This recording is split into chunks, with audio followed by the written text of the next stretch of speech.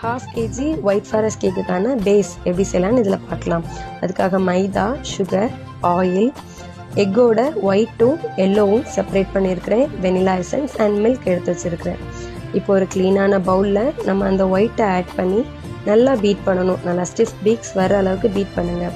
இதில் நல்லா stiff peaks வந்ததும் அந்த சுகரை 3 பேட்சஸாக ஆட் பண்ணி நல்லா டிசால்வ் ஆகுற அளவுக்கு பீட் பண்ணுங்கள். இதுக்கு பிறகு அந்த ரொட்டேஷன் ஒரே சைடாகவே இருக்கிறதா பார்த்துக்கோங்க. வெனிலா எசன்ஸ் ஆட் பண்ணிவிட்டு அதுவும் லைட்டாக பீட் பண்ணுங்கள்.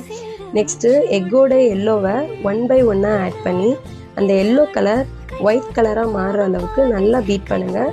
நெக்ஸ்ட்டு இது நல்லா பீட் ஆனதும் நீங்கள் ஆயிலை கொஞ்சம் கொஞ்சமாக ஆட் பண்ணி அதே மெத்தடு தான், ஒரே ரொட்டேஷன்லேயே பார்த்துக்கோங்க.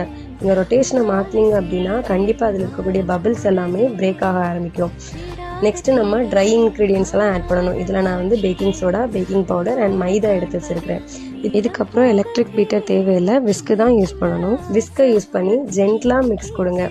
அதை கொஞ்சம் கொஞ்சமாக மிக்ஸ் பண்ணிவிட்டு இடையில உங்களுக்கு ரொம்ப கட்டியாக இருக்கிற மாதிரி தெரிஞ்சதுன்னா மில்க் ஆட் பண்ணிக்கோங்க. ஃபைனலாக ஸ்பேச்சுலா வச்சு ஒரு தடவை மிக்ஸ் பண்ணிக்கோங்க.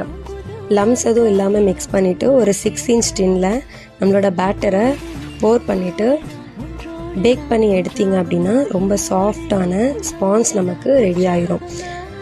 உங்களுக்கு இந்த ஸ்பாஞ்சோட ரெசிபி தேவை அப்படின்னா என்னை ஃபாலோ பண்ணிவிட்டு ரெசிபின்னு கமெண்ட் பண்ணுங்கள். நான் உங்கள் டிஎம்க்கு சென்ட் பண்ணுறேன். தேங்க்யூ.